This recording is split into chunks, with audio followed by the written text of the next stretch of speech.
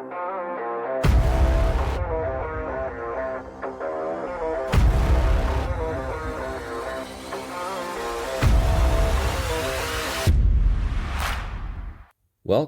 to the United We Scan podcast, the podcast by rural carriers for rural carriers. The views expressed in this podcast do not reflect the views or opinions of the United States Postal Service or the National Rural Letter Carriers Association. We ask that you please consult your assigned union representative for guidance in your local area. Make sure you like this podcast, share with your fellow rural carriers, and subscribe to be notified each time a new episode is uploaded. Please rate this podcast 5 stars where applicable, and leave a comment or question for us below. Thank you. Now, here are the hosts of the United We Scan podcast. Welcome back, everybody. I know it's a couple days later than normal, but there was a few of us that were down at Mid-States over the weekend. I think we're officially on episode 22 this week. And we've got Josh and James and Bill tonight. How's it going tonight, Josh? It's going pretty good. You know, always wanting, loving more in the post office. I did want to address last week when we were going over questions, when we were talking about the Table 1, Table 2 dates. I just wanted to clarify. I know we did later in the conversation, but when I listened back to it, I realized that I said anyone that became regular before November 10th or November 20th, 2010. It's actually anyone that was hired as an RCA prior to that date is on Table 1. And then anyone hired after that date will convert to Table 2. You know, like I said, I just wanted to clarify that, just to make sure. Thank you for the correction. Spreading misinformation. Oh my God.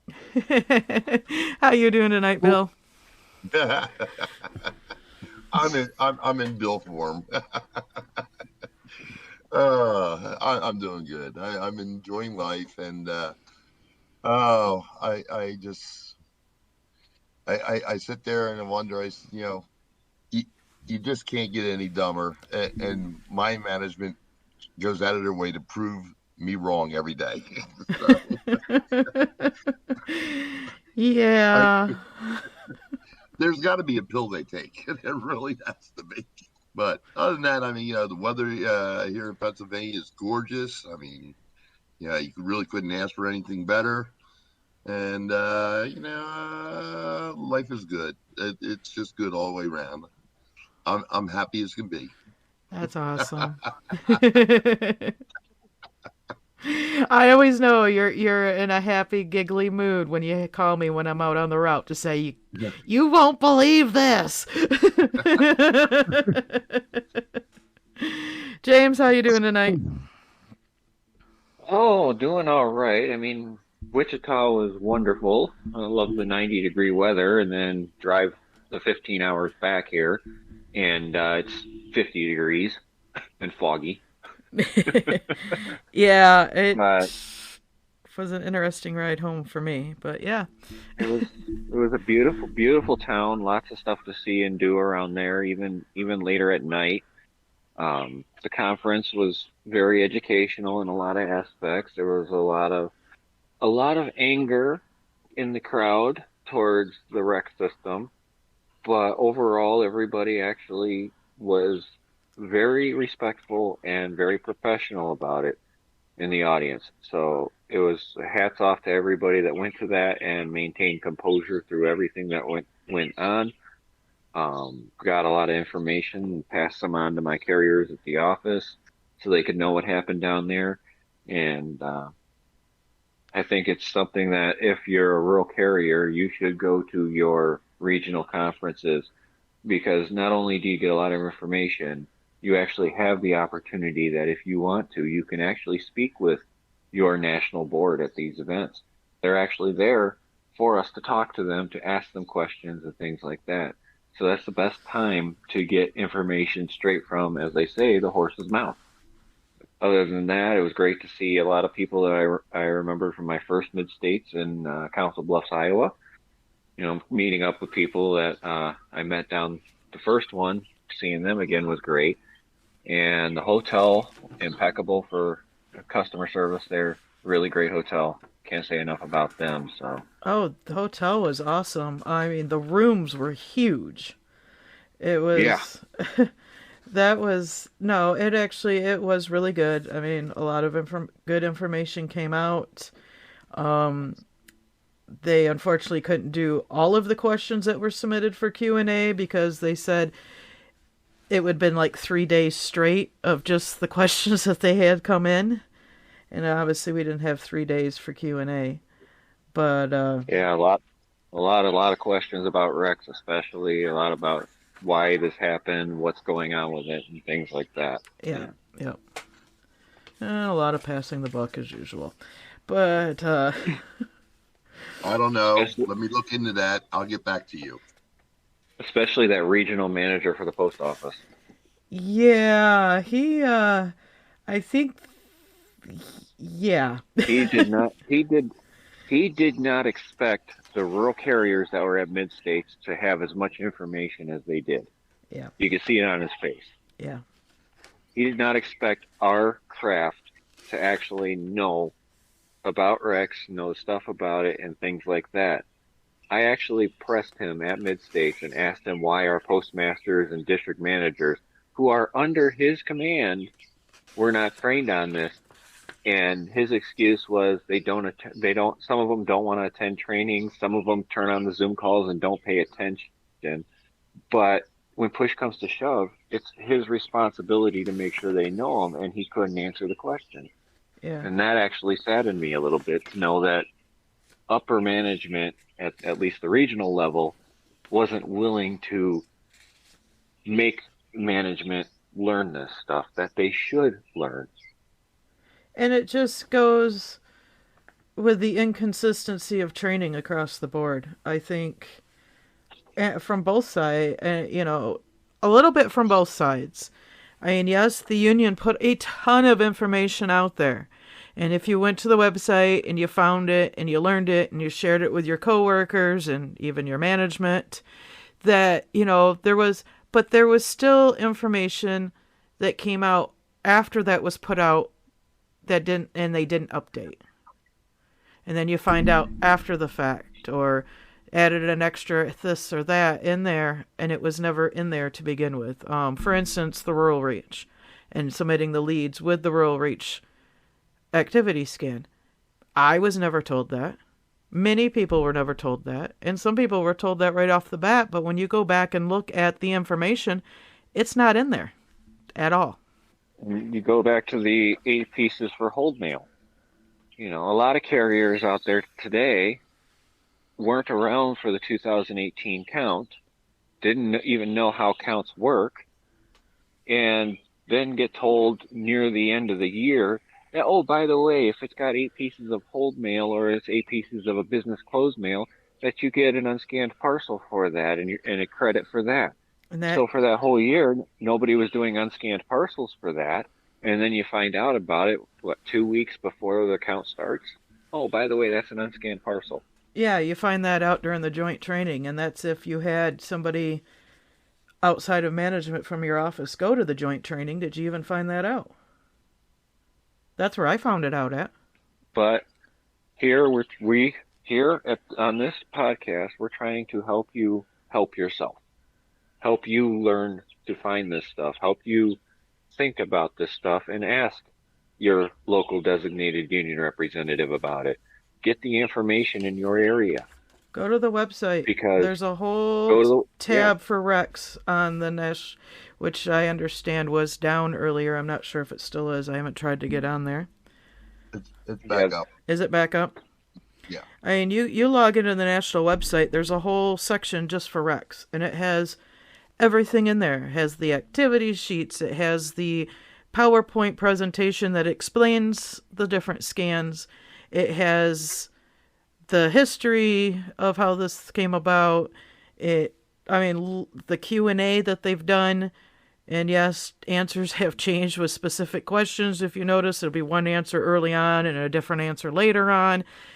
Things change all the time. And I know that the biggest issue that people have is the lack of communication from the national board on updates pertaining to recs, especially with the new evaluations going in and all that other information.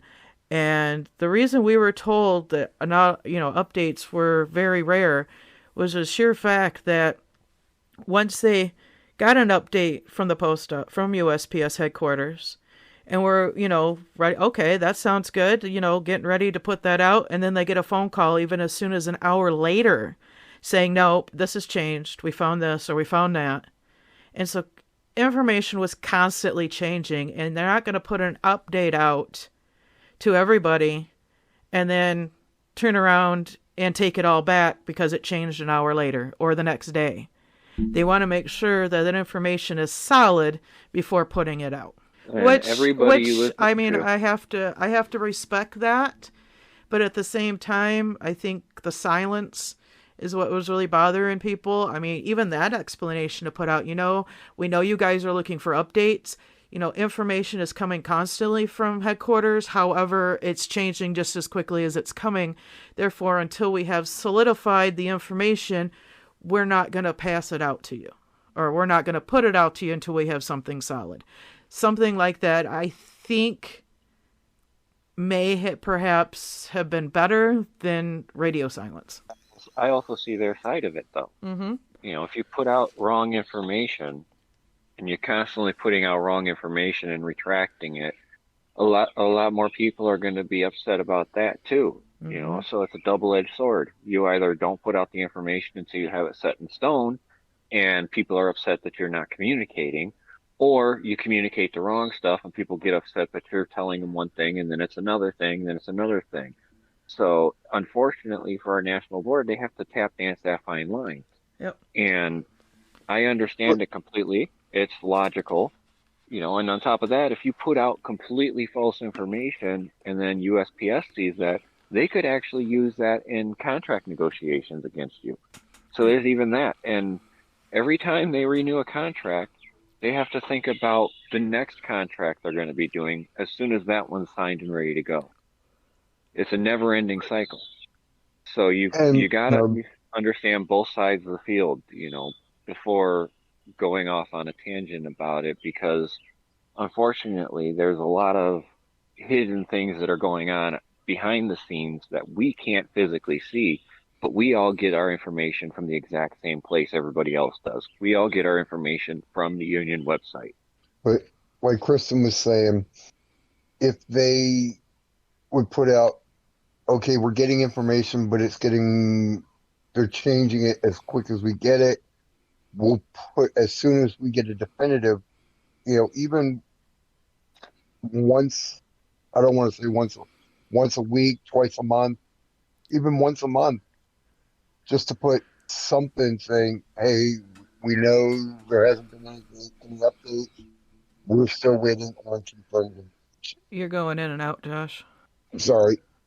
I was saying, even if, like you were saying, even if they put out, hey, we're getting information, but then we're being told it's changing, as soon as we get confirmation on what, definitive, correct information, we will put that out. At least keep us in the loop. Yep. So, but yeah, I mean, a lot of good information. Like I said, and like James has said, there's a difference between your state conventions and your national conventions. With that type of stuff, those are pretty much all business. When your regional conferences, if you're looking for information, those are the ones to go to. And you don't have to go just to your specific region. If your specific region doesn't fall in the time that you can take off, but another region, maybe not so far away, you can sign up and go to any region. You can go to all of them if you want. You don't have to stick to your specific region to go to the conferences. And they're all informational. I mean, Sunday is usually a business day, but that's just for that region and planning on the next one, the next conference and whatnot. And they have their own business agenda for that stuff that you go through if you stick, if you're there for that. But the main day is that's the meat and potatoes of it. It really is. And on top of that, because it's a union thing, management has to approve your time off as long as there are subs available. Yeah, it's still a protection under Article 24. Yeah, so they have to give you the time off as long as subs are available. Well, let me play devil's advocate here for a minute, okay? Sure. First of all, this was introduced back in 2012. It was supposed to go online in 2015. Yep.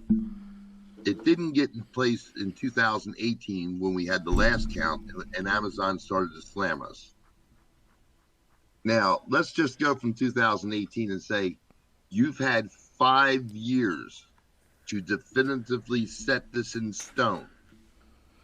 You've had 3 different intellectual genius engineers coordinate and certify this is how it's going to go. This was all supposed to be agreed upon by the Post Office and the National Rural Letter Carriers Association on the findings of 3 engineers, one from each, and then one they settled on as an arbitrary engineer to settle disputes, per se. Mm-hmm. And in the 5 years, they couldn't come up with a definitive explanation of everything. That is 6 years after they started, with an additional 5 years that they couldn't get it completed after the additional 6 months from September where they pushed it back again. Now tell me why they couldn't get all these questions answered in the 11-year time frame that they had available to themselves. Tell me why they had to go back and forth on stupid little things like the UBBM, the WSH, the WSS, the carrier pickups, 2 pounds, not 2 pounds, priority, not priority. If you have a understanding with management to make pickups at certain locations without a carrier pickup sheet, why couldn't this been done in 11 years? Why didn't the union get this resolved in 11 years? Why was all this information being bounced back and forth before it actually was implemented? And now we're still in the same situation with pay, justification, verifying the numbers, verifying the evaluations. To this day, I've got my third 4241 with another time on it. And to this day, I have my third 4241 that says I have this and I have that, and I've never had them as far as my time allowances are concerned. So I don't want to hear that, they would say one thing, bounce back and forth, and then, rectify it, and then come back and say, no, we were wrong. This should have been done years ago. And we should never, never, never have settled to this pay adjustment from the post office on May 6th. Well, yeah, right, let me answer that. So, as somebody who's done minor programming and program creations and things like that, look at this as, like, we'll use Facebook for an example, okay? Facebook, when it first came out, was a simple platform that slowly over time got more and more stuff added to it, and you keep getting new and improved updates to it. Eventually, Facebook got so big that they overran their servers. Their servers couldn't handle the volume of information that was flowing through them on a daily basis. So Facebook had to go out and get more servers, get more server space, get more cloud space, things like that. And as they did, they had to update the programming in their systems. And there were bunches of bugs that occur with that. So the way I look at it is the test offices were like your alpha version, your very first version. And as they were going along, they kept updating the system, changing things like that. And now we're right now on the beta version. We don't have the definitive version that actually does everything we need it to do, but it's enough of a version to actually put it out there and use find the flaws and fix the flaws. And there are some flaws that even with test offices you can't find. Yep. And a lot of that, like parent-child routes, missing information on the parent-child routes. That's one of them. Getting routes that have only one zip code that are labeled as parent-child routes, which is the number that they gave out of routes with errors, are ones that were one zip code routes that were listed as parent-child routes. That was talked about at Mid-States. There are so many different fluid things in this, and management is trying to find a way to take as much money as possible off the evaluations, as they always have, which is, of course, the way they're supposed to do it. They want to find a way to do mail delivery as cheap as possible, and the union wants to do it at the most pay possible for carriers.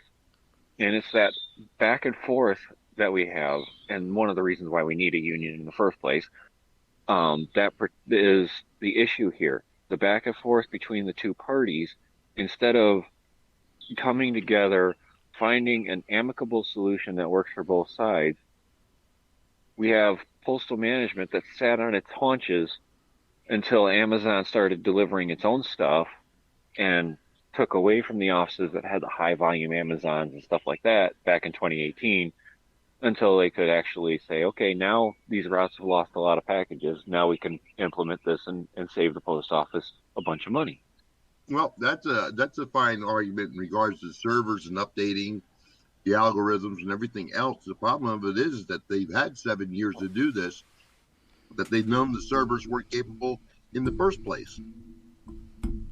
So, where was the union saying, look, let's put some money into the servers so that we can get more reliable information, so we can run more reliable algorithms in regards to all the nuances that the rural carriers do. I mean, to be honest, I don't think anybody knew. I don't think anybody knew that this was going to happen this way.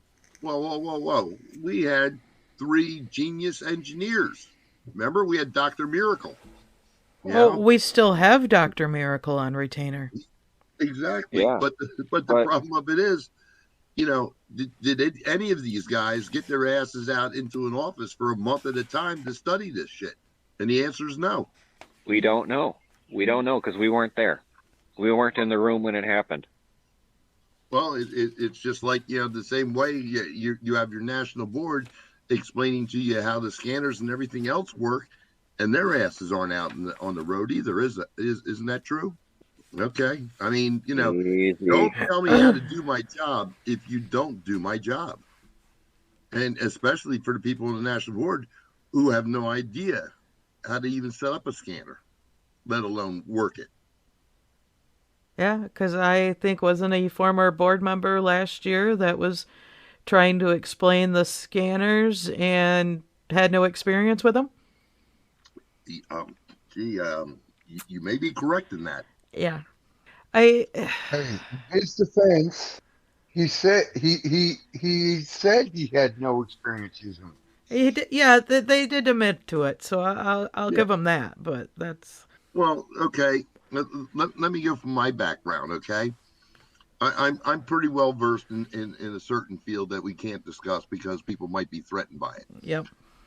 But if I try to explain it to you over the phone versus showing you how I do it on a table with all the parts laid out and everything, you would have no comprehension of what to do, how to do, how things go back together again, how they come apart, how you clean them, how you maintain them.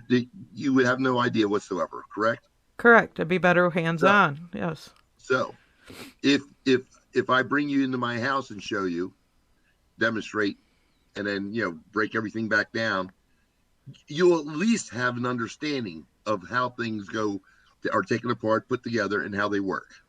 Correct. But if you don't touch the damn scanner, don't tell me how to use it. The problems with the servers goes all the way back to when Joey Johnson back in Grand Rapids, last time we were there. And again, here we are in a predicament where the post office is so concerned about the new NGDVs, which they were trying to actually get out at that time, instead of bringing their systems up to speed. And the worst demonstration of their incompetence is just in HR. we have people in HR who are put in those jobs right now for my district who have no HR experience. They don't want to be in HR, but it was either go to HR in the post office where you've been for 28 years or go out in the real world and get a job. So it was easy just to transition over to HR. Now you have a job that you don't know how to do. We have a problem posting around. 3 months. Finally, a guy had to come up from DC to show them. And then when the route gets awarded, I have to file a grievance for 3 months of salary that somebody didn't earn because HR didn't do their job in a timely fashion. Why? Because they don't know how to use the system, or the system won't let them do this. You got ERMs, you got REX, you got MMS, you got LTM, DPM, and these people don't even know what the acronyms stand for. We actually had a job fair today, okay? And the lady putting the job fair on comes back and says, does anybody know what a PTF is? And I says, yes, why? She goes, well, we're trying to hire city carriers, and they're looking for a PTF position, and we don't have anything like that. We have CCAs and PSCs and all this stuff, but we don't have any PTFs. I'm like, okay. What department do you work? Oh, I'm an HR. I'm an HR Delaware PA2 district. Okay. You know, and that was the thing is the presentation that the regional headquarters guy was giving when he was giving us the mail volume declines, all the little charts and everything. It was all city data. There was no rural data whatsoever. And the reason that we got for that was, I had it written down here. Because the rural system is still being built and only shows stuff for 1 to 2 twice a year. With the volume still coming in, the data from REX does not transfer to the finance side of stuff. So Yeah. I understand there was this pandemic that happened and everybody worked from home.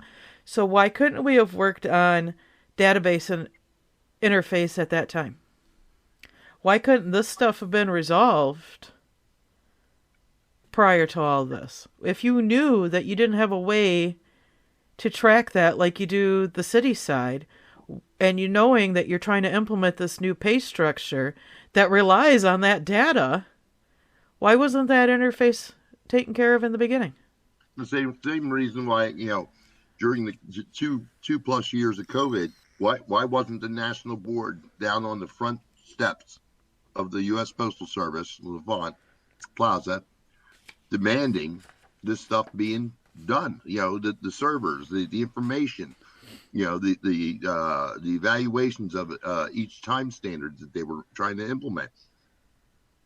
I don't understand, because you weren't traveling around the country going to all the conventions and conferences, so you had plenty of time while living in Alexandria to be there every day. So why weren't you down there at Levant Plaza looking out for our interests? Oh, that's right. You weren't in Alexandria. You were back home working remotely. It's hard to get the Joy's attention when you're, south of the border there. I mean, I'm sorry for being the angry man, but folks, we deserve better. I mean, we're the ones who had our asses out there every day through the entire COVID period. And then we were the ones being questioned about why we would call out sick if we had COVID symptoms. Well, because we didn't want to take it home to our families. Right. We didn't want to get it ourselves or spread it to our coworkers or our customers. But we were out there every damn day, weren't we? We were. We were definitely out there every darn day. So when my local management, comes to me with the situation, and I explained to them that, well, quite frankly, that's not my concern. That's a management problem. When they, help me out. Where were you when we were helping you out during COVID? When we were short-staffed? When we were down to 2 RCAs for our office? Where were you? Where were you when we were working, 10, 11-hour days in the dark, in the cold, in the rain? I mean, Where were you? You were home with your families. So please don't ask me to give any more because, frankly, Scarlett, I don't give a damn. Josh, you're being Yeah, quiet over there. Yeah, just a little bit. Try not to make background noises to make editing easier. Oh, thank you. Um, with what you were saying about, with all this and getting the data and the servers and everything ready, I asked a few, when we got our first 4241As and they told us that they had to delay it because the data wasn't there. I said it then, why didn't they upload prior to all this data into the system? Yeah, it's They should have unfortunate, been uploading it as we were going. I'm not that, and I said it, not even necessarily on a daily, but even a weekly basis. If they upload that data, it'd be there. Yeah, unfortunately, none of us work at headquarters, so we don't Right. have those This is answers true. at all. So we just kind of go This is with true. the information that's passed on to us. Yes, there's And the ones that I frustrations. know that are in the loop are kept out of the loop. Yeah, So, yeah, it's at this point, I but hate to say it, it is what it is, and I know those you guys that are looking to file disputes, definitely file those, but make sure that you have the data to back it up. If you know for certain that you didn't get credit where credit was due or credit was supposed to be, that you get all that information for when it's ready to actually file those.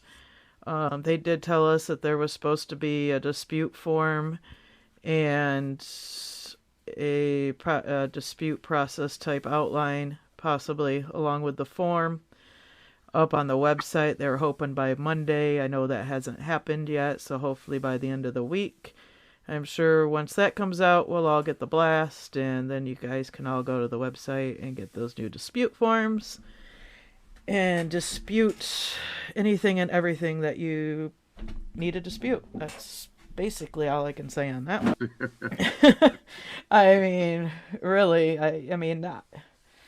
Yeah, it's some of those. I was talking to another carrier friend of mine that she was one of those that went from a 44 or 45K to a 44H. Those are big drops, and definitely look over your information to make sure. Oh, Ben's asking, don't we have until this upcoming Monday to file? That's when they released it, right? They're not on the timely thing. I think there's an agreed extension for 30 days. filing. Yeah, for filing because of getting the new dispute process.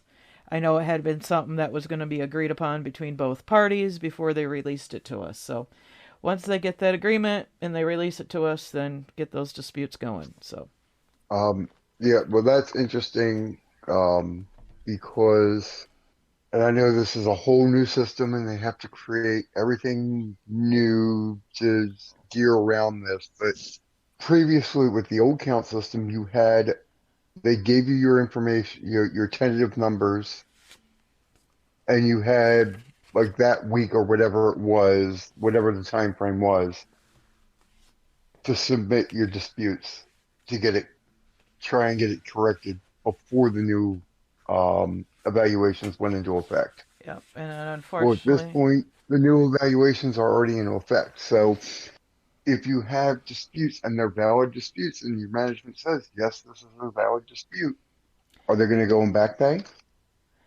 that has not been. I know it's a That's rhetorical. what they said. That's what they said That, at mid states. What Ronnie said at mid states is that the disputes, and then they can go through and they can correct it and they can do back pay on people. And one of the people commented, "Yeah, in 8 to 10 months, like our back pay for the contract." Oh But yeah, right. hopefully they'll expedite it and it won't take that long. We can hope for that, but you never know. On the other side of that also is they don't want people who are disputing it just because they just don't like the evaluation that they got. yeah, that They're just gonna, dispute will not fly once at all. yeah. Neither management or the union are gonna accept anything without facts to back it up. So make sure if you feel like your package count is low, Count your packages every day. Make sure that you're recording how much you have, because that's the way to prove it, whether it's right or wrong, is if you can take a week of packages or a 2 week amount, just like an old mail count, 2 weeks, and average that out per day and figure out whether that's what's on your 4241 or not. I know it's not going to be heavy volume like holiday season or anything like that, but the more information you have to say, hey, look, I'm still getting 110 packages a day on this route, but my evaluation only says I'm doing 70 a day. Then you've got a dispute right there. Yeah. Same with your flats. You know, if you count your flats for 2 weeks and you see that it's not the number that you actually have on your 4241M for your daily volume, you can dispute that. But if you turn around and just say, I got too low of an evaluation, I don't like it, it's not going to fly. Yeah, and and make sure that you're asking management for those end of run reports, your radar report, your PTR report, which actually is your parcels for the day. Keeping up with your daily account. If there's any missing data at all, if there's zeros where there shouldn't be, that's definitely something you need to dispute. If your distance measurements aren't correct, if your safety service talks aren't getting entered into RMSS, that type of stuff is definitely one. So move to another route. Yeah. That happened in my office. Blue boxes got moved to another route. And if you have a CBU that the first address is vacant, that CBU is not recorded in your system as being an active box. So you're not getting credit for that whole CBU. You can dispute that as well. Yeah, they're working on trying to figure out something for the inactive CBU anchors. Also, they're trying to recalculate a coverage factor for CBUs that is separate than those of curbside boxes. But basically, the main thing is they're going to start watching for benchmarks for your scans. So if you didn't have, very many unscannable parcels before, and then your new evaluation comes in, and now you're getting 200 unscannable parcels a day, that's going to red flag them. So basically, guys, just do your job as normal, scan appropriately, and then run your route as normal. I've seen a lot of people comment, well, my evaluation used to be 9 hours, now it's 7.5, and so when I get to 7.5, I'm going to call it quits. No, just do the route, guys. Do the route as you normally ran the route before. Making the accurate scans. That's really all you can do. Don't be one of those that's going to make things detrimental to yourself down the road. Just do your job as you've always done it. And I'm going to say this, even though you're only getting paid 7.5 hours right now and you may be working 8.5, you're working on your next evaluation already. Yep. Everything you put in now is working towards your next evaluation that's coming up in September, and we get them in October. So even if you got lambasted on your route, do your scans, do them as honestly as you can. Do what you think is the best. Remember, carrier discretion.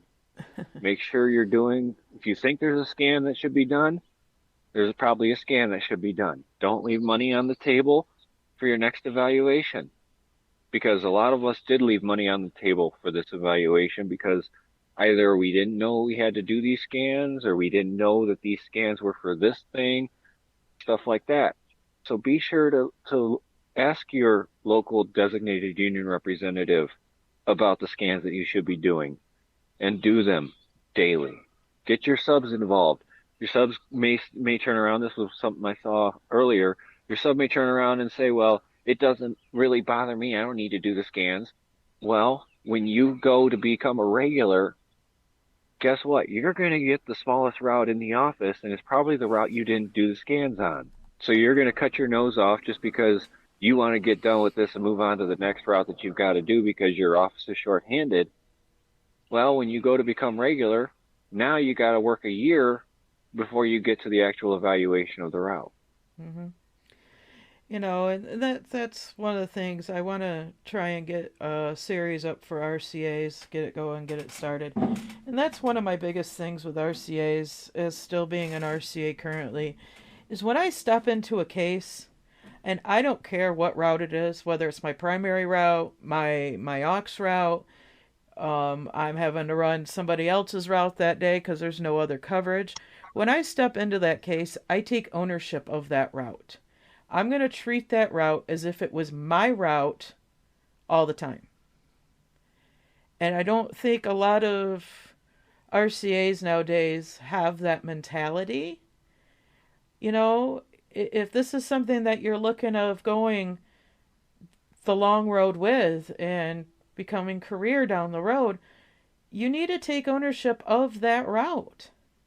Yes, every regular has their own system. I know some regulars that, okay, if you get PARS labels, leave them here for me. I'll take care of them when I get back because they have their certain ways. Not a problem. I'm still going to look at that PARS label and be like, okay, so-and-so, okay, that's not going to affect me today. Oh, yep, they're forwarded out starting today. I'll make sure I take care of that now. Holds, double checking, making sure there's the holds that are going back, that you got those ready to go if they're a delivery and not a pickup. I even try to pull the holds that go back the next day if the regular's working the next day. That is, and that kind of goes along with this with the recs and the scans as an RCA. Treat that route as if it's yours. And it doesn't matter if it's not yours and you're just filling in for that day. Treat that route as if it was yours. And do what you would do as if that was your own route. I've got an example of that. I have a route in my office that the regular carrier wasn't going to do the scans unless he was paid to do them. And no matter how much convincing I tried to do, they weren't going to do those scans unless management told them they were being paid for them. And luckily, the RCA that ran that route, albeit overzealously, made sure to do the scans on the route, and that route came back as a J route because of that sub. An RCA can make a difference on a route, especially with these scans. And that's the one thing. Like I said, it didn't matter what route I run that day. If I had a postage due, if I remembered, I'd put that postage due scan in. I forgot one today, I'll admit it. That's still my weak spot right there, is those postage dues. But, if we had box holders that day, I made sure the box holder went in. If we had, holds going back and it was the proper amount to go back as an unscannable parcel, I make sure I scanned it that way. You treat those routes as if they were your own. I think if more can do that, more regulars will learn to appreciate you a bit more. Every regular in my office will come up to me and let me know of changes on their route. That way the next time I run it, or I may see their RCA before they do, I can relay that information. Or, hey, so-and-so's putting a box up. Oh, okay, cool. I may not see your route for a month, but good to know there's going to be a new box up there. Or, so-and-so's forwarding out, but, they're going through a divorce, so don't deliver their mail, but deliver the other one's mail. Okay, cool, thanks. It's then me trying to keep that straight when I go and run that route the next time is something totally different. But you want to build even just a working relationship with a regular. Communication is key, and that goes for regulars too. Regulars communicating with the RCAs that are the relief carriers, not necessarily RCAs, PTFs as well, that are running your route. I know when I first started, and I think this is something I'm going to incorporate when I go regular, we had a notebook at the desk, and anything pertinent information that somebody should know about, we wrote it down in. That way, if the regular was gone for like a week or something on vacation or doing whatever, and I started having snow holds or, snowbirds were coming back, or, I could write so-and-so's back, or so-and-so forwarded out. It's just an individual, not a family, or it's a family. We dated it, and we put those pertinent information in there, and then we just had a little bookmark to say, okay, this is where you open up to start with for today. That way there was always constant communication, even though we didn't see each other all the time. Well, I'm just thinking because you're talking about the 1 year change and all that, and I know most of us realize, but even in my office, people didn't realize that all this information that went into this current route evaluation started 2 years ago. Mm-hmm.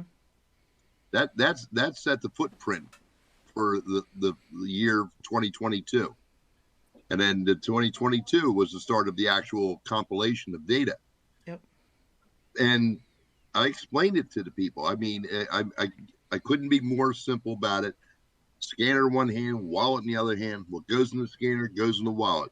You don't put it in here, don't cry about this, because it's up to you to protect your paycheck. Yeah. And I explained to the subs too, the same way. You're going to be paid on the evaluation based on what goes in that scanner. If you shortchange that route and I'm the regular, I'm going to be upset. If you're a sub and your regular is shortchanging it, I would be upset as the sub. Yeah. It's working together to get the most out of the route's evaluation. You were talking about the unscannable packages, parcels as 200 of them. Luckily I keep mine down at 42 a day. But I think I had one today, but it wasn't it was a parcel. It wasn't a priority mailer with a metered thing on it and no scan. I'm like, oh yeah, that's definitely unscannable. But that's making that correct call and doing the scans correctly. Don't and over. whether whether you're union or not, I don't care. Mm-hmm. I'm trying to help you protect your paycheck and your sub's paycheck. Okay. So I'm going to help you as much as possible. I mean, I can't tell you how many times I printed off stuff at home because I don't have time to do it at the post office. Yep. And their copiers are, not as nice as mine. So, I give you all the information, but I can't make it. You can't make a horse drink. You can lead them to the trial, but you can't make them drink. Yep. Same thing. I can give you all the information, but it's up to you to act on it. And I think a lot of people who are upset about the routes going down are the ones who, kind of poo-pawed the whole thing and said, it is what it is. I ain't gonna worry about it. I got to do the 6 scans. Folks, there was a lot more than 6 scans in there that you had to do, or you should have done. And there are some that did all their scans, did everything they were supposed to, and still lost in this. And some routes, unfortunately, did deserve to go down. Yeah. But, I mean, Hear me out on this. If they did a count every time we were able to do a count per the contract, we would have had 10 counts between the last count in 2018 and now. There would have been 10 counts. If you take that and you take 1 hour off for each one of those counts, that's 10 hours right there. So if your route went down 10 hours, it could have gone down 1 hour every single count. That's a possibility. I'm not saying it's a blanket for everybody, but that is a possibility right there. Well, another side of it is there were losses on values. You have the speed matrix now, which killed a lot of long distance routes. CBUs are a big issue with this whole system as well. It's amazing that the first box that's anchored on a CBU, if it's vacant, makes the whole CBU vacant. But yet a mailbox, the first mailbox on an anchored set of mailboxes, doesn't vacant the whole anchored set of mailboxes. So I don't know why they're having such issues with that when they're basically the same program running on that. But I think it just has to do with whether the centralized and the CBU coding of them, I think, because those are different values. Yeah. Well, and that's going along with the values, though, too. I mean, as you went from a non-L status of 2 minutes per box or an L status of 1.82 minutes per box down to 1.2 minutes across the board for everybody. So if you were a non-L status, if you were a non-L status route at 2 minutes a box, taking that down to 1.2 minutes, that's a big loss. Yep.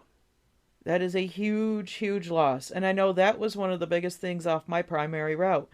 at 478 boxes and 93 miles, that was 95 minutes a week right off the top, just in the box value alone. And then the drive speed matrix on top of it. Yeah, I mean, because that back was in the day, that was the 3-hour loss. Yeah, back in the day, if you had miles, you got paid. And now, when they put the speed matrix in there, your mileage are like a trucker. They're deadhead miles. They're not paying anything. They are, but Because not.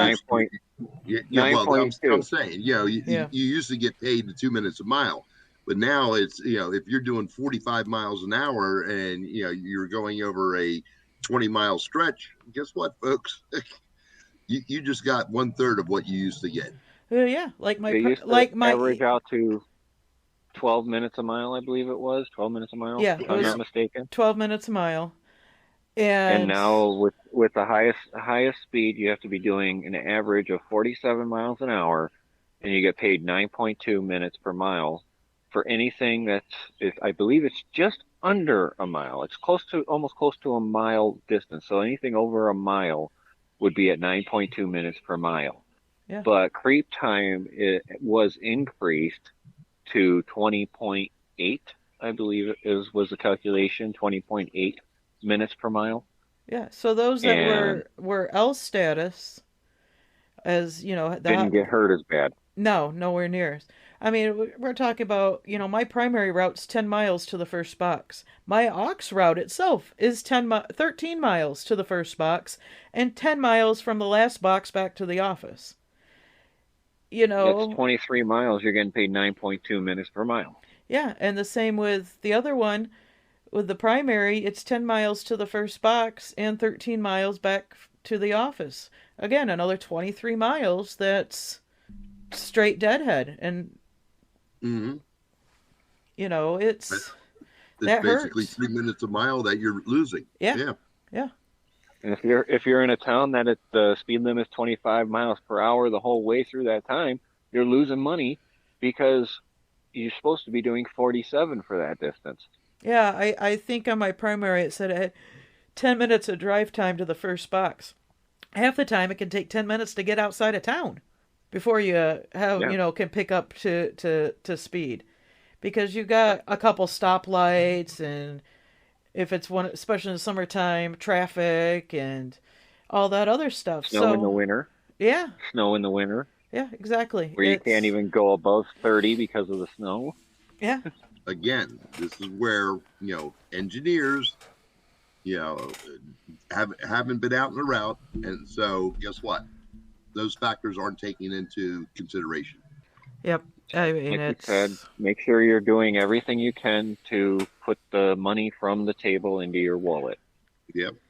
All right. So remember, money from the table means be accurate. As accurate as you possibly can. And run your route as you normally would. Do the whole route, drive the whole route. Don't cut the corners. But I want to bring up something. Kind of Ben silently reminded us that the food drive is this weekend. Saturday is the food drive. We have always done this as a volunteer. It's for a good cause. There is nothing to put in the scanner when you pick up food. There's nothing to put in the scanner. Well, you can put the box holder in for the cards if you get the cards. Yes, if you've passed out the cards and or bags, then yes, you get a box holder. Yes, you get a box holder letter for the cards and a box holder flat for the bags. But they are not parcel. No, and picking up food is not parcels. And it's not carrier pickup. They're not unscannable parcels? No, they're not unscannable parcels, nor is it a carrier pickup. I have seen that so much going around, and it comes around every year, and every year it's the same thing. So, but you can pick out your favorite foods that you collect, right? I'm going to leave that to carrier discretion. The correct answer would be no. I did that one year. I had, at least 20 some bags of stuff in my truck.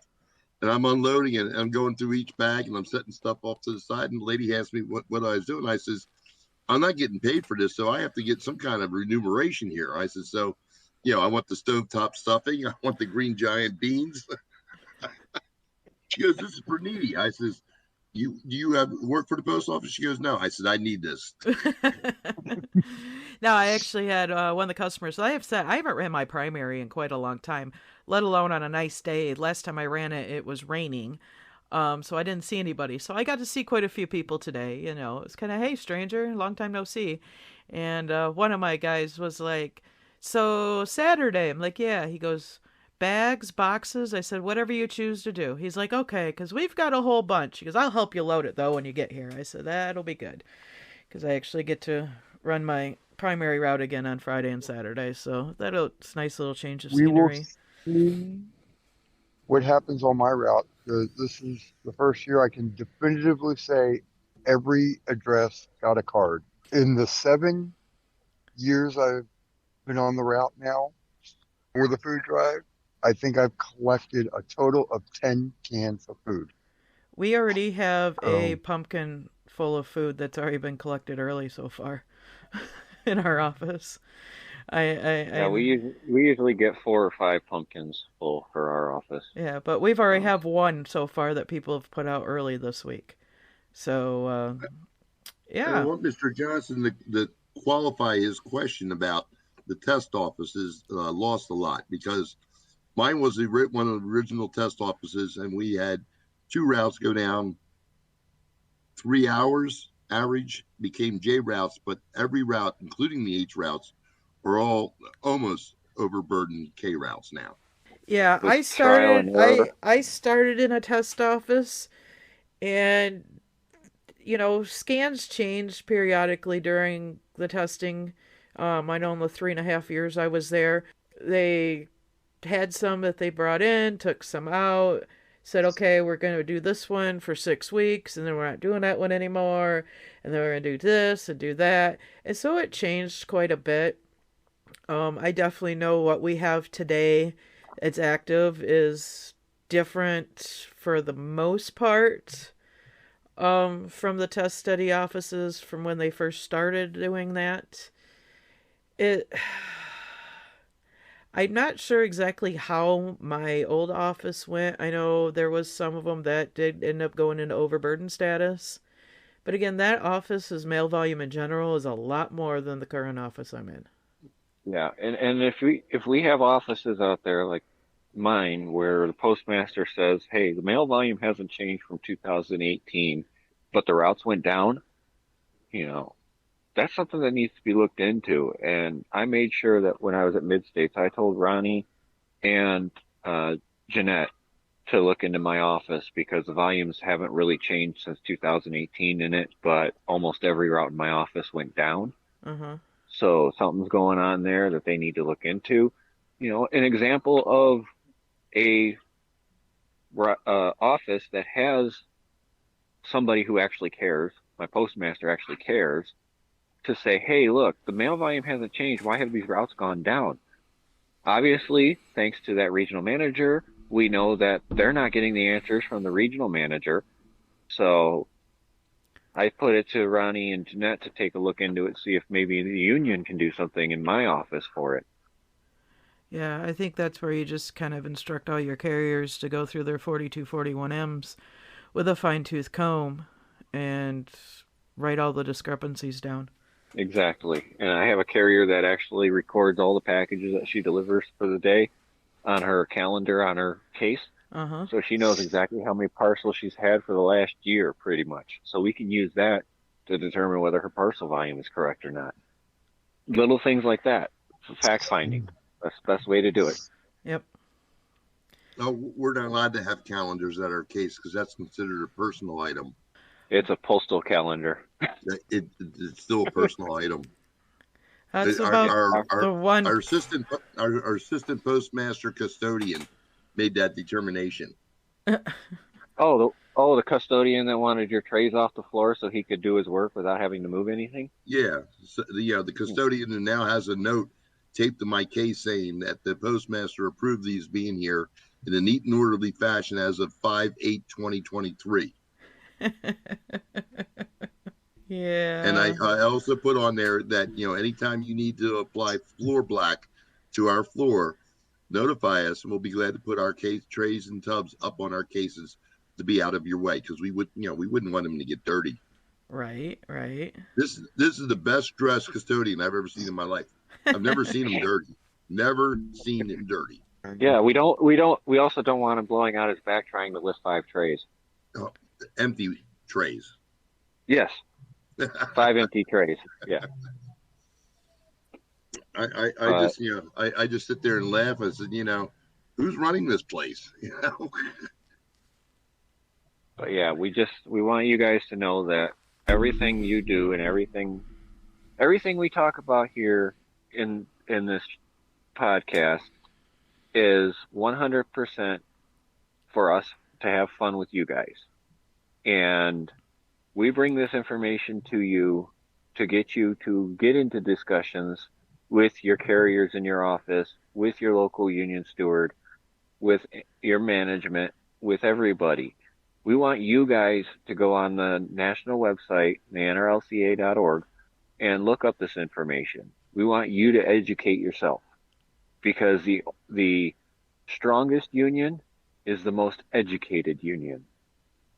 And get active. I mean, that was, I think, our number one goal when we started this, was to get people to be active.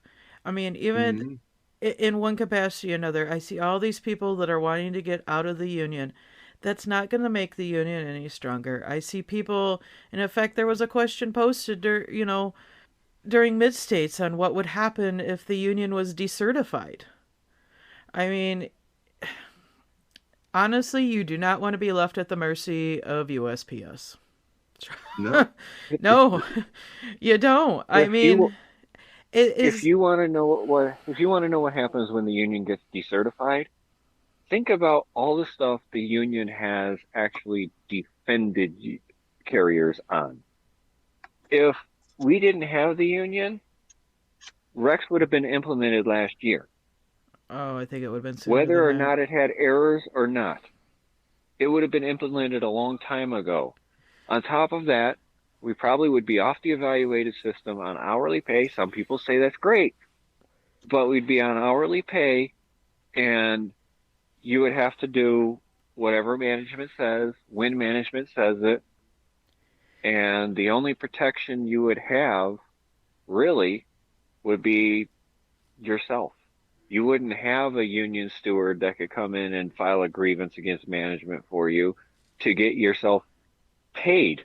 Like the carriers that got paid the new evaluation on their current paycheck, even though it wasn't in effect yet. The union's fighting on that already. We wouldn't have the benefits that we have. We wouldn't have the insurance available to us that we have available. There are so many other underlying things that are in there. We're not at the national office to see what they do on a daily basis. And I posted something on the Facebook page and the Instagram earlier, and it really kind of touches home to what you see out there. It was Morgan Freeman, who I just absolutely adore. And it says, just because I disagree with you does not mean that I hate you. We need to relearn that as in our society. And I think we need to relearn that in our union as well. We're not always going to agree, and we may always have different opinions with the leaders that have been voted in by the delegates of the membership. But we still need to respect them. Yes, they have been carriers in the past. They have been on the board for several of them for many years. They are doing a job that they were elected to do. If you're not happy with the job that they are doing, then you need to get involved. You need to be active. You need to voice that out. You need to vote for who you think would do a better job. You need to be active in order to make that difference. You need to be active. And if you think you can do a better job, run for office. Yeah. Get your name out there. Get in front of people. Get yourself active, involved, and show the people that, hey, I got a better idea how to do this. Vote for me. Yeah, It's that simple. and get out there and You know, talk with the even people. I did run for national office last year. I am not formally running for national office this year. It was kind of brought up to me by a couple people in my state, and I may be running for a state board position this year. But I had several people approach me at the conference this weekend during social time, not just from my home state, but from other states that were asking me if I was running again this year. That actually, I was quite surprised I got that. I'm standing there talking to Mike, and somebody else approaches me and taps me on the shoulder and was like, "Hey, are you running again this year?" And I'm just like, "Oh, wow, okay." I talked to one of the people that is running this year, and they asked me if I was running again. So it really, you can. It takes time to get your name out there, but you have to put the work into it. I mean, I've been doing that since the beginning. I've sat on local boards. I was a local treasurer for 4 years. I am now my local VP.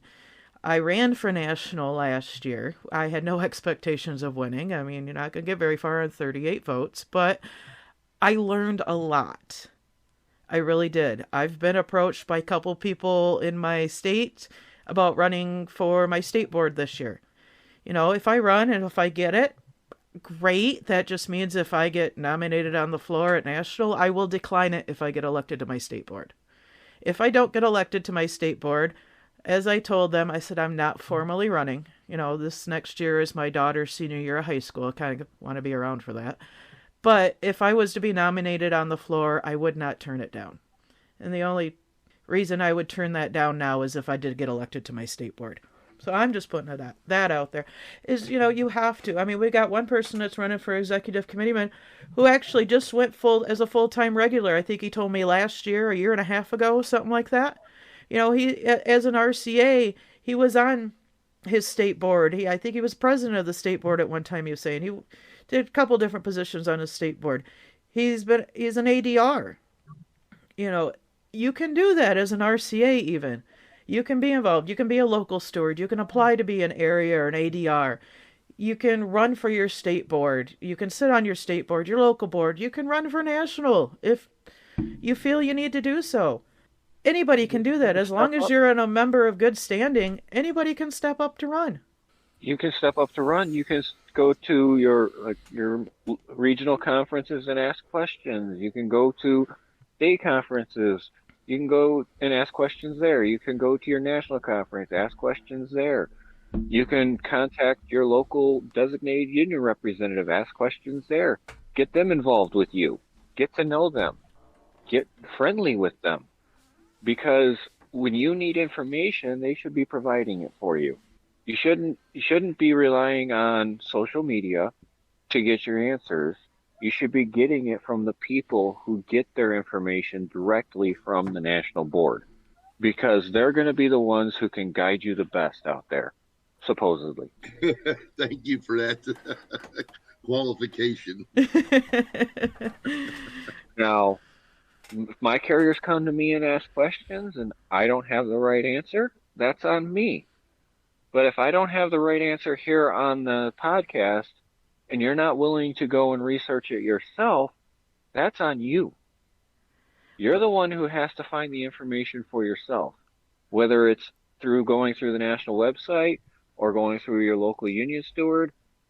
It's on you. This is just fun for us to get information to carriers that we believe to be accurate at the time we talk about it.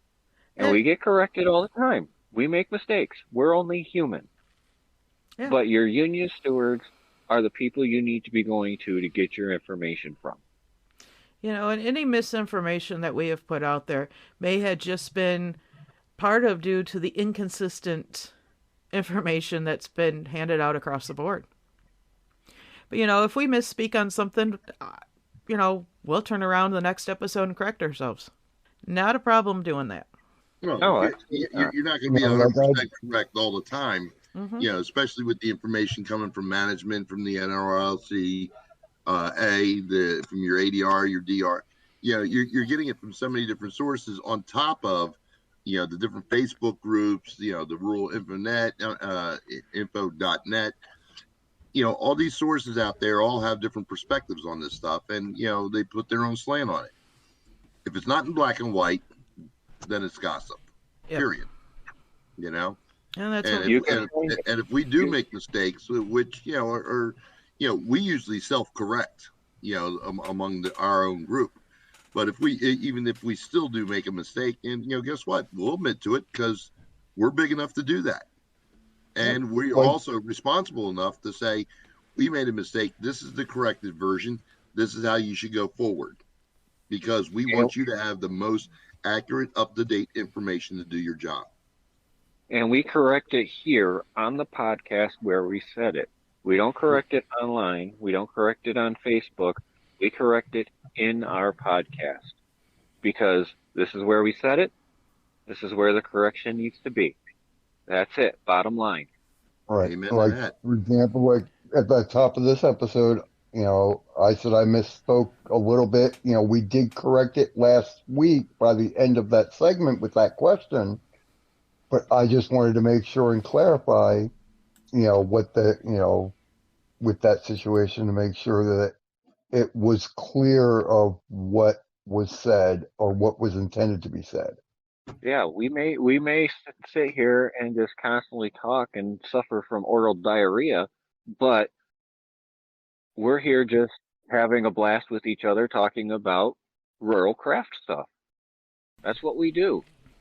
That's what we do in our offices. That's what we do at home, to the dismay of our significant others. Definitely. I hear about it all the time. Don't talk shop. Don't talk shop. Don't talk shop. But, Yeah, but we are passionate enough about our craft and about our fellow brothers and sisters that we want to talk about it with each other and let you guys hear what we have to say. We compare. And that's why we do that.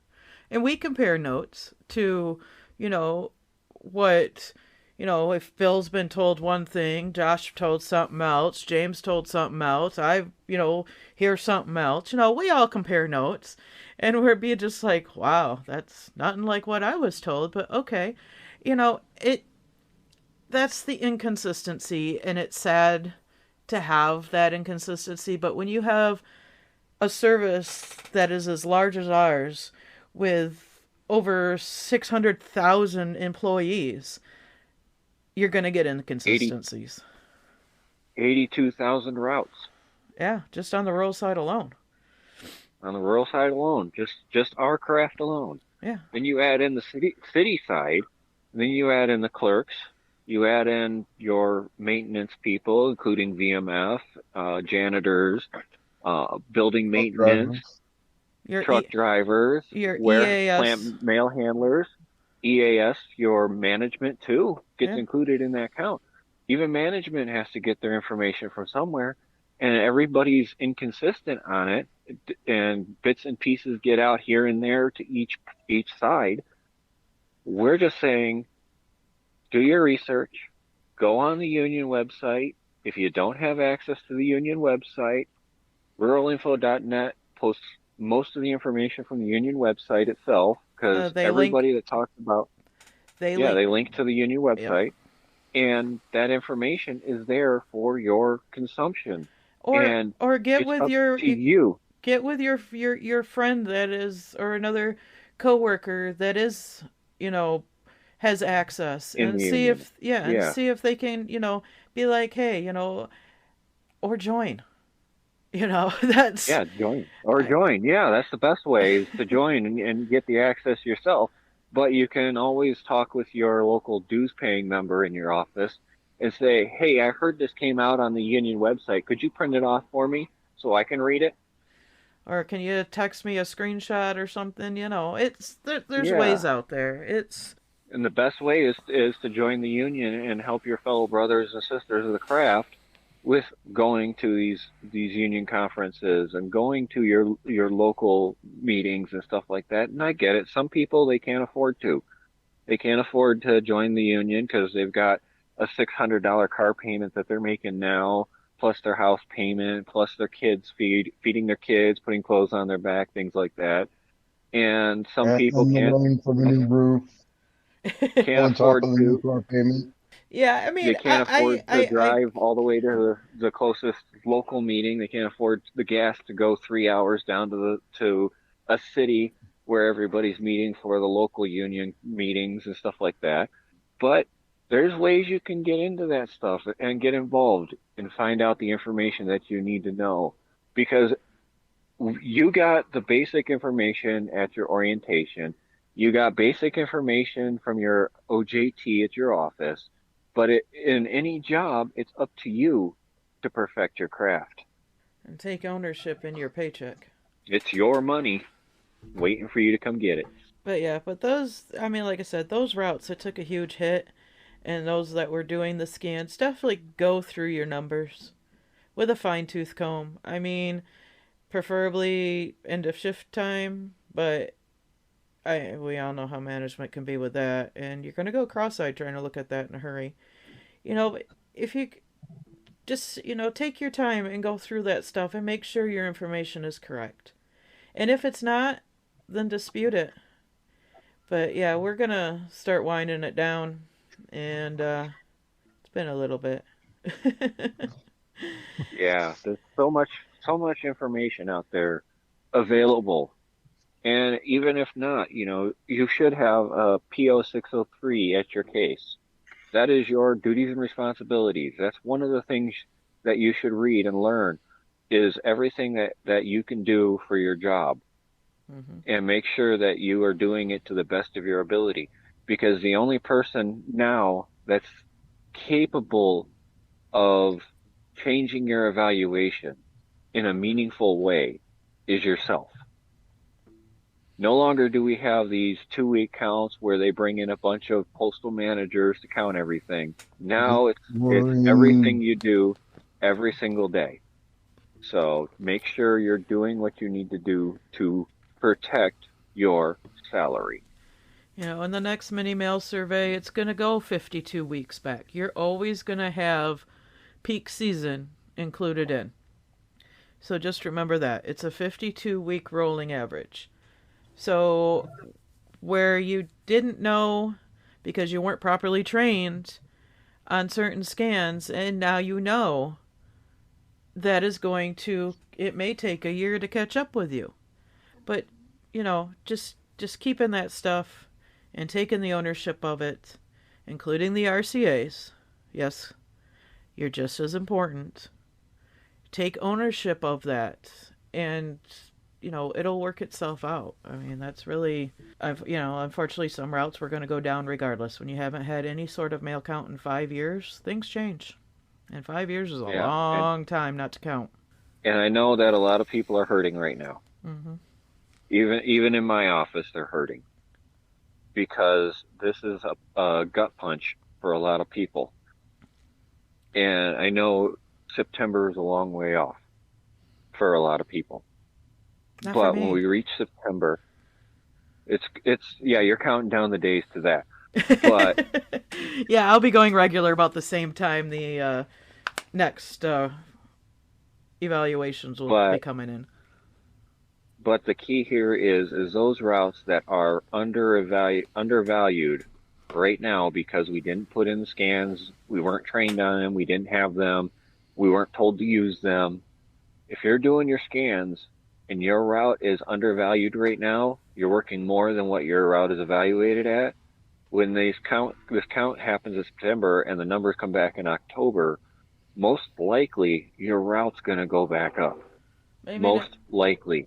Maybe you may not fully. think so. It won't go fully back up because you're going to still have 6 months with no scans on there, but you're going to start creeping up towards your actual evaluation.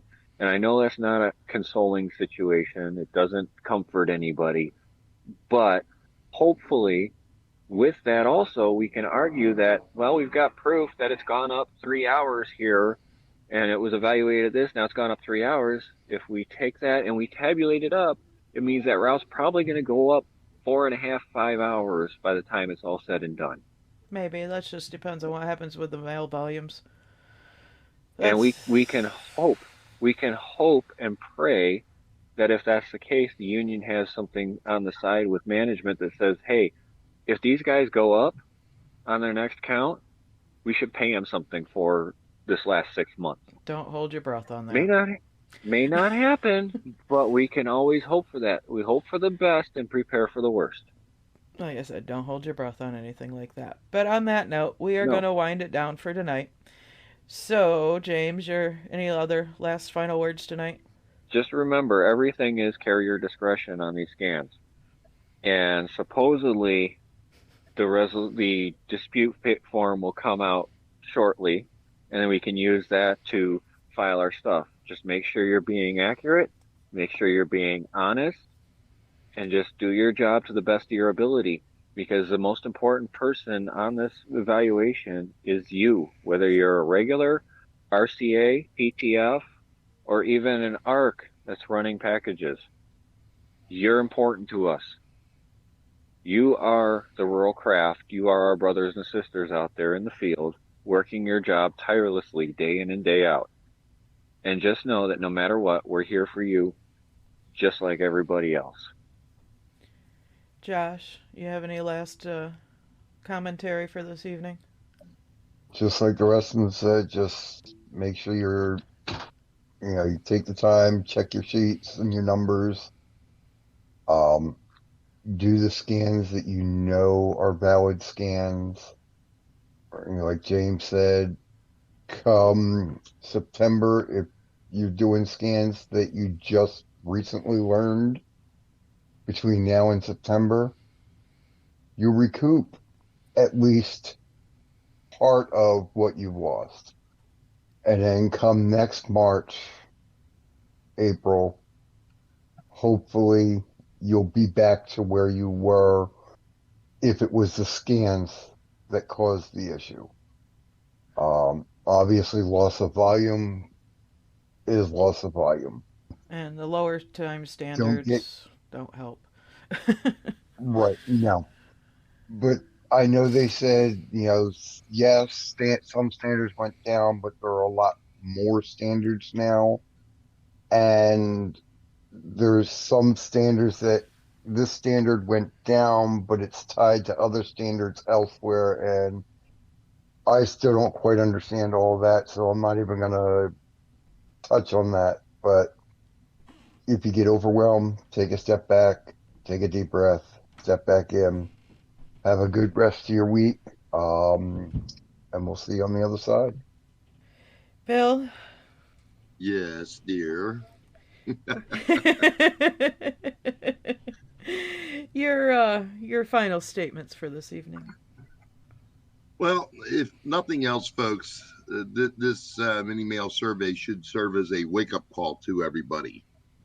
66% of our fellow carriers lost time. Some lost dramatically. So this is a good sign for you to say, okay, I'm going to be more involved in my career. I'm going to be more involved in my protecting my salary, my family, my future. If you haven't been doing all the scans, step it up. Okay. If you have questions, ask them. If you have doubts, record them in regards to the radar reports, according to your end of run reports, your parcels, everything. I mean, question, and get the information. If you don't record it, you can't track it. If you don't track it, you can't prove that you have a case. And, the case is that, your route is under evaluated. Unfortunately, in my office, we've all been under evaluated for about 5 years. So, all I can say is, protect yourself and your salary and your family's welfare, as well as the route's value too, because you may, bid on another route. And I would like you to take into consideration the next person that may step into that case, and be considerate enough to say, I'm going to make sure they're getting full value of what this route's true, salary is in regards to compensation, the work, everything that goes into performing your duties professionally and efficiently every day. If you don't put it in the scanner, it doesn't go in the wallet. Everybody go out, do the best job you can, be safe, get back, end of shift duties, clock out, go home to your loved ones. You're the most important delivery of the day. Make sure you get your ass home to the people who truly care about you and the people that represent the reason why you go to the post office every day. Some people may say it's just a job. Some people consider it a career. It doesn't matter. If they're paying you to do a job, do it to the best of your ability. Exactly. And do the full job. It's still trying times. There's still a lot of uncertainty. We're waiting on, hopefully they can work out the bugs by the time we do our next mini mail survey. That's our hope anyways. What reality will be, I can't say at this time. We will, on that note, we'll see you guys back. I think we're going to do normal day and time next week, guys. Sounds good to me. All right. And Yep. Thank you guys for your patience on this being a few days behind, since three of us were out of availability with the conference and all. So we'll see you on the next time.